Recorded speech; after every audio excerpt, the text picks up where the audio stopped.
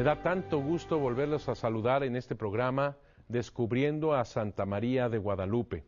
Soy el padre Eduardo Chávez, soy postulador de la causa de canonización de San Juan Diego, también soy canónigo honorario de la Basílica de Guadalupe y estoy aquí realmente muy contento para hablar de este gran tema de la Virgen de Guadalupe.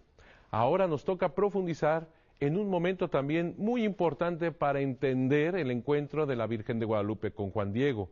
Ustedes dirán, todos estos documentos históricos, estos momentos históricos, los años, los días, los pueblos, todas estas circunstancias que tienen que ver con la Virgen de Guadalupe. Mucho, porque precisamente con esto conocemos por qué la Virgen de Guadalupe se apareció. La Virgen María, no crean ustedes que está allá en el cielo, aburrida, sin nada que hacer, diciendo a ver a qué horas me aparezco, a ver qué hago. No, ella responde en un momento crucial, importante, y es exactamente lo que estamos analizando. Y diría yo más exactamente, es Dios quien responde a través de Santa María de Guadalupe a este ser humano que se encuentra en una situación tan difícil, que si ustedes lo analizan bien, no solamente es ese ser humano de 1531, la fecha de la aparición de Nuestra Señora de Guadalupe, sino es el ser humano de todos los tiempos, de todos los días. Las guerras, las enfermedades, las discordias, los egoísmos, los odios, todo esto hacen precisar precisamente que Dios responda a este ser humano, que el ser humano tenga esta sed, esta hambre de espiritualidad, de tener a Dios cerca. Bien, estábamos hablando precisamente de la historia de la conquista y ahora entraremos más en la historia de la primera evangelización, que también es muy importante. Los españoles, después de haber conquistado junto con estas tribus, como les decía, unidos, aliados con estas tribus en contra del imperio mexica, del imperio azteca, comenzaron a tratar de restaurar, de hacer una ciudad.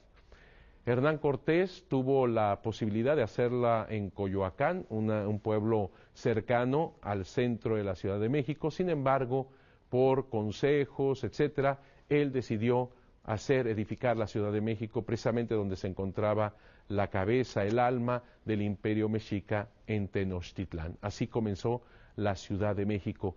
Y comenzaron los misioneros también a llegar más a México, pero no crean que en una gran multitud, eran realmente pocos. En 1523 llegan los primeros 3 misioneros franciscanos, que como ya les decía, solamente queda Pedro de Gante, y después vienen 12 franciscanos, y después llegan los dominicos en 1526, y algunos diocesanos. Eran muy, muy pocos. Llegaban apenas a unos 30 misioneros. Y esto es importante tenerlo en cuenta. ¿Cómo podían 30, 35 misioneros evangelizar en un mundo nuevo, de unas dimensiones y de unas dificultades tan tremendas? Grandes territorios, climas diversos, tenían que aprender, por ejemplo, 20 idiomas, 50 dialectos para poderse comunicar. ¿Cómo poder evangelizar en una situación tan dramática, además? Uno de los franciscanos que viene precisamente a formar parte de estos primeros pasos de la evangelización es el primer obispo de México, que también será el primer arzobispo de México, Fray Juan de Zumárraga, un franciscano humilde, sencillo, ortodoxo, una persona sumamente buena, recta, honesta, un español que nada más les doy como algunos datos para entender cómo es la personalidad de Fray Juan de Zumárraga. Él estaba de prior en un convento en Abrojo, en España, cuando llega el rey, nada menos, Carlos I de España, Carlos V, emperador de Alemania, es el mismo personaje, llega en 1527 a tomar una Semana Santa con ellos. Quiere celebrarla, quiere vivirla, en este monasterio donde se encontraba como prior, como les digo, Fray Juan de Zumárraga. Lo trataron también y él, el emperador, descubre cómo son de humildes, de sencillos, que les empieza a dar muchos regalos cuando se va, en signo de agradecimiento a los franciscanos. ¿Saben lo que hizo Fray Juan de Zumárraga con todos esos regalos? Todo, absolutamente todo, lo regaló a los pobres. Fíjense nada más.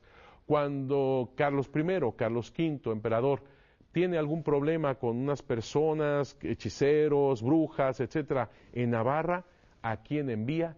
A Fray Juan de Zumárraga. Él calma la situación, organiza bien todo eso y regresa a su convento, que por cierto, Fray Juan de Zumárraga quería ya terminar sus días como retirado, en oración, en vida contemplativa, en ese pequeño lugar de Abrojo. Qué diferente fue su futuro, qué diferente, porque cuando se necesitaba un obispo para la Ciudad de México, Carlos V pensó en el mejor que él conocía. ¿Quién era? Fray Juan de Zumárraga. Da totalmente un vuelco la vida de este gran hombre. Así que en 1527, fíjense la fecha, 12 de diciembre de 1527, es nombrado Fray Juan de Zumárraga. En 1528 llega a México como nombrado de parte del rey. Recordemos que antes estaba esta fuerza de parte del rey de poder nombrar a los obispos, pero eran electos en la aceptación del Papa. Cuando el Papa aceptaba al candidato nombrado por el rey, se le decía obispo electo. Esto sucederá con Fray Juan de Zumárraga en 1530 y será consagrado hasta 1533.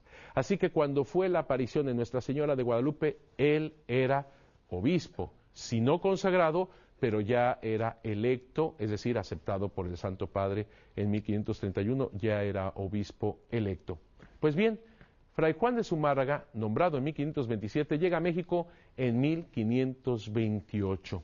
Y junto con los franciscanos y con los pocos dominicos que había, comenzó el tratar de llevar la palabra de Dios a este nuevo pueblo, pero no solamente a los indígenas, sino también a los españoles.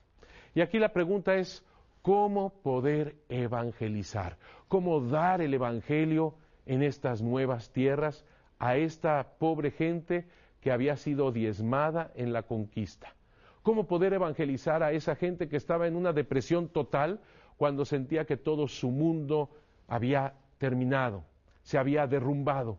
Que les diré otra cosa, para la mentalidad indígena era un fatalismo que ellos ya percibían que iba a suceder, que esta época que ellos estaban viviendo iba a terminar catastróficamente como ellos lo estaban presenciando en la conquista.